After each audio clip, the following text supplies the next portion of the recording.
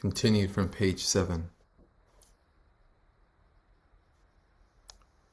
Now he saw the castle above, sharply outlined in the clear air, and made even sharper by the snow, which traced each shape and lay everywhere in a thin layer. Besides, there seemed to be a great deal less snow up on the hill than here in the village, where it was no less difficult for Kay to make headway than it had been yesterday on the main road. Here the snow rose to the cottage windows only to weigh down on the low roofs, where on the hill everything soared up, free and light, or at least seemed to from here. On the whole, the castle, as it appeared from this distance, corresponded to Kay's expectations. It was neither an old knight's fortress, nor a magnificent new edifice, but a large complex made up of a few two-story buildings and many lower, tightly packed ones. Had one not known that this was a castle, one could have taken it for a small town. Kay saw only one tower. Whether it belonged to a dwelling or a church was impossible to tell. Swarms of crows circled round it. Keeping his eyes fixed upon the castle, Kay went ahead. Nothing else mattered to him. But as he came closer, he was disappointed in the castle. It was only a rather miserable little town, pieced together from village houses, distinctive only because everything was perhaps built of stone, but the paint had long since flaked off, and the stone seemed to be crumbling. Fleetingly, Kay recalled his own hometown. It was scarcely inferior to this so-called castle. If Kay had merely wanted to visit it, all that wondering would have been in vain, and it would have made more sense for him to visit his old homeland again, where he had not been in such a long time. And in thought he compared the church tower in his homeland with the tower up there. The church tower had, tapering decisively, without hesitation, straight away toward the top, capped by a wide roof with red tiles, was an earthly building. What else can we build?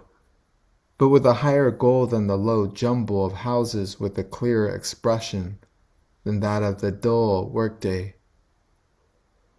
The tower up here, it was the only one in sight, the tower of a residence, as now become evident, possibly of the main castle, was a monotonous round building, in part mercifully hidden by ivy, with little windows that glinted in the sun. There was something crazy about this, an ending in a kind of terrace, whose battlements, uncertain, irregular, brittle, as if drawn by the anxious or careless hand of a child, zigzagged into the blue sky. It was as if some melancholy resident, who by rights ought to have kept himself locked up in the most out-of-the-way room in the house, had broken through the roof and stood up in order to show himself to the world. Page 9. Again, Kay stood still as if he had greater powers of judgment, at a standstill, but he was distracted.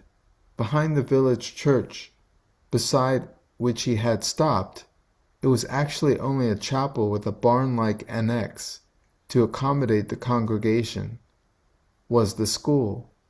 A long, low building, an odd combination of makeshift and ancient features. It lay behind a fenced-in garden, which was now a field of snow.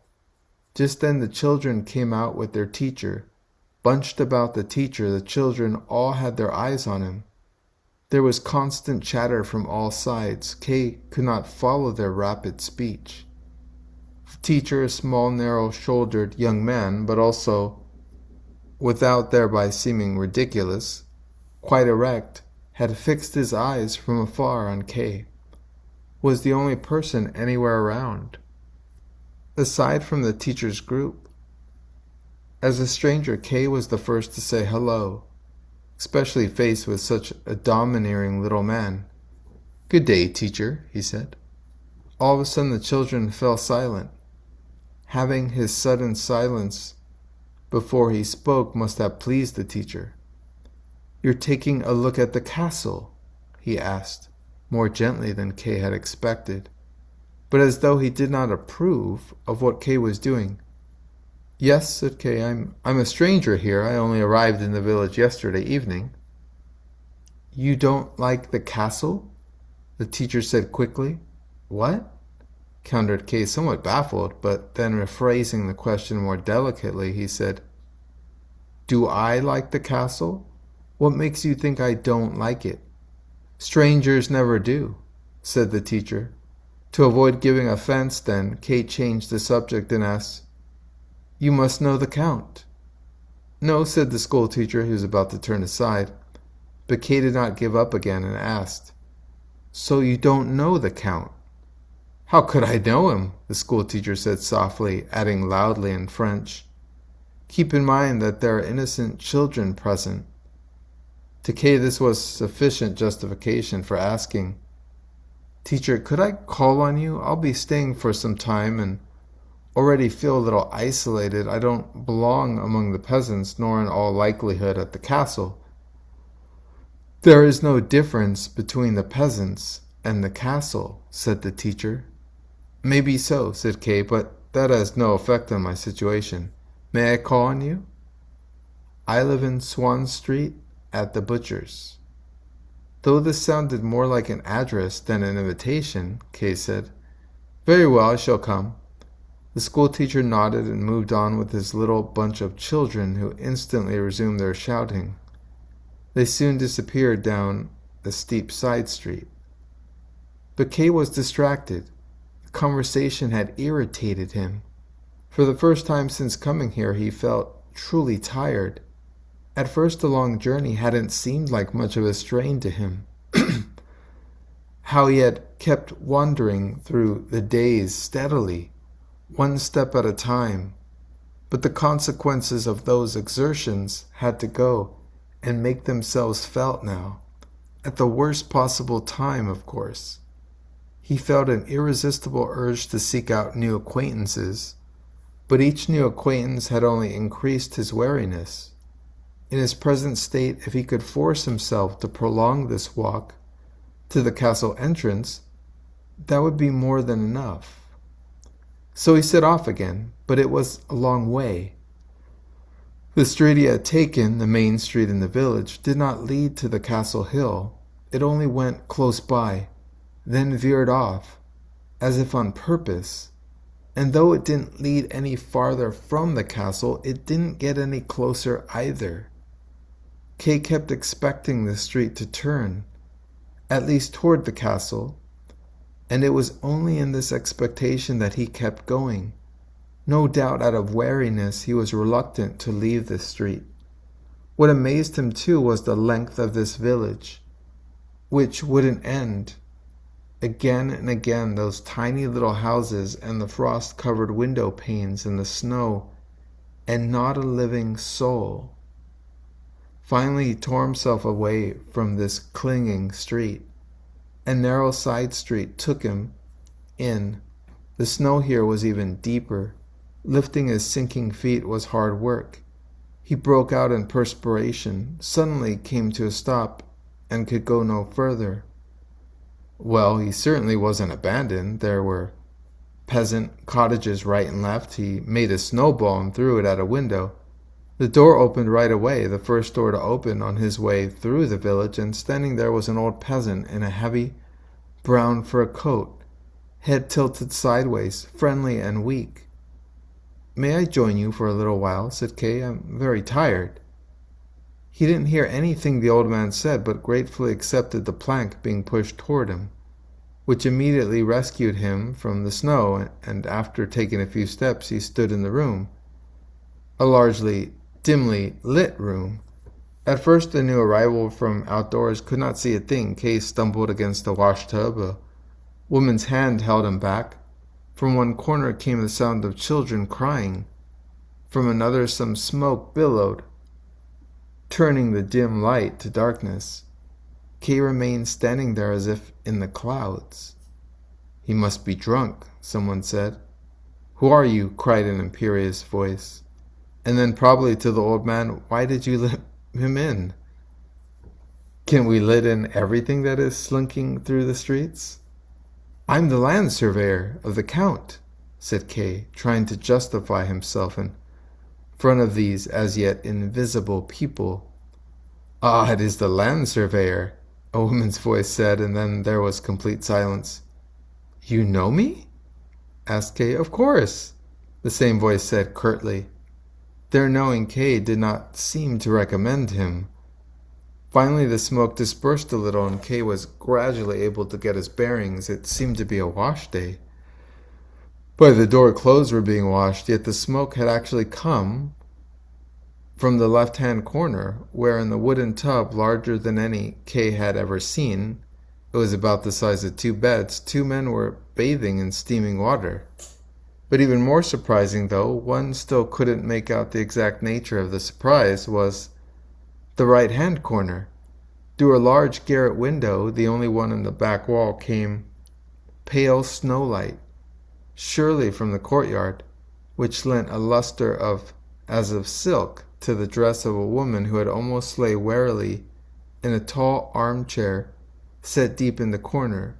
She held an infant at her breast. A few children were playing around her, peasant children by the looks of them, but she seemed out of place among them. Through illness and weariness can make even peasants seem refined. "Sit down," said one of the men, who had a full beard in addition to the mustache over his mouth, which he kept open, snorting and pointed, a comical sight, with one hand over the rim of the bath at a trunk, splashing warm water all over Kay's face. Seated on the trunk, already dozing off, was the old man who had let Kay in. Kay was glad he could finally sit down. No one was paying the slightest attention to him now. The woman at the washtub, blonde, youthfully ample, sang softly as she worked. The men in the bath stomped their feet and thrashed about. The children tried to approach them, but were repeatedly driven back by great splashes of water, from which not even Kay emerged unscathed. The woman in the armchair lay there as if lifeless, without even glancing down at the infant on her breast, merely gazing vaguely upward. Kay must have spent a long time looking at them, at this unchanging, beautiful, sad picture. But then he must have fallen asleep, for when a loud voice called out to him, he awoke with a start. His head was resting on the shoulder of the old man beside him. The men were finished with the bath, in which children now romped under the blonde woman's supervision, and stood before him fully clothed. The loudmouth man with the full beard turned out to be the slighter of the two. The other one, no taller but with smaller beard than that of his full-bearded colleague, was a silent, slow-witted man of stout build. With an equally stout face, he kept his head lowered. "Surveyor," he said, "you cannot stay here. Forgive the impoliteness. I didn't want to stay," said Kay. "I simply wanted a rest. Now that I have had it, I'm leaving." "This lack of hospitality may surprise you," said the man, "but there is no custom of hospitality here. We do not need guests." Somewhat refreshed after his sleep, somewhat keener of hearing than before, Kay was glad to hear such frank words. He moved about more freely now, and rested his stick here and there, approached the woman in the armchair, and was incidentally the biggest in the room. "Certainly," said Kay, "what would you need guests for? But every now and then someone is needed, such as me, the land surveyor." "I don't know about that," the man said slowly. "If they summoned you, then they probably need you. This may be an exception, but we little people go by the rule. You shouldn't blame us for that." No, said Kay. "I simply want to thank you and all the others here." And to everyone's surprise, Kay turned around almost in one bound and stood before the woman. With tired blue eyes, she looked at Kay A transparent silk kerchief had slipped down to the middle of her forehead. The infant was sleeping at her breast.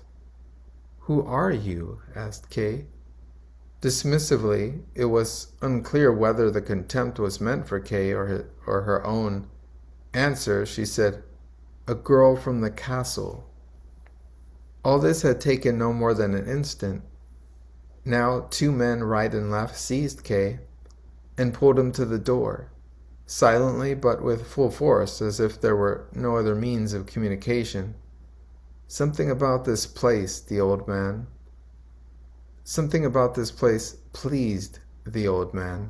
who clapped his hands.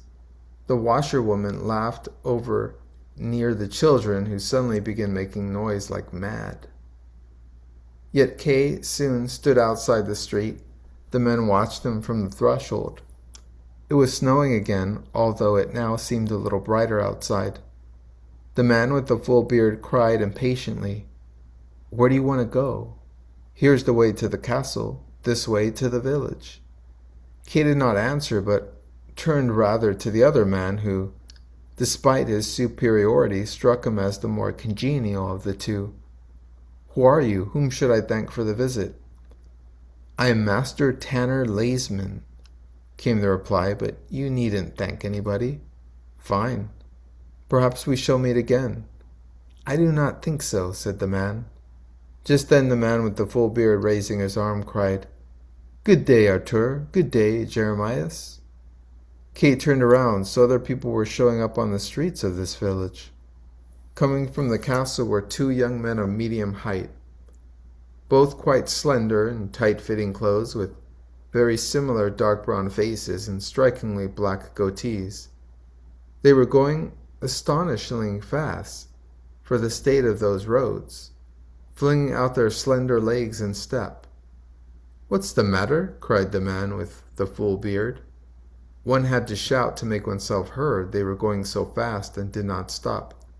"Business!" they shouted back, laughing. "Where?" "At the inn." "That's where I'm going," Kay cried all of a sudden, louder than everyone else. So he wanted these 2 to take him along. Though he did not consider this acquaintanceship all that rewarding, they were good traveling companions and could cheer one up, yet, though they heard Kay's remark, they simply nodded and were gone. Kay was standing in the snow. He had no great desire to lift his foot out of the snow, only to sink it back in a little further on. And the master tanner and his colleagues, satisfied at having finally rid themselves of Kay, slowly pushed their way, eyes still fixed on him, through the barely open door into the house, leaving Kay alone in the blanketing snow. Cause for a slight attack of despair was the thought that came to him. If I were only here by accident, not on purpose.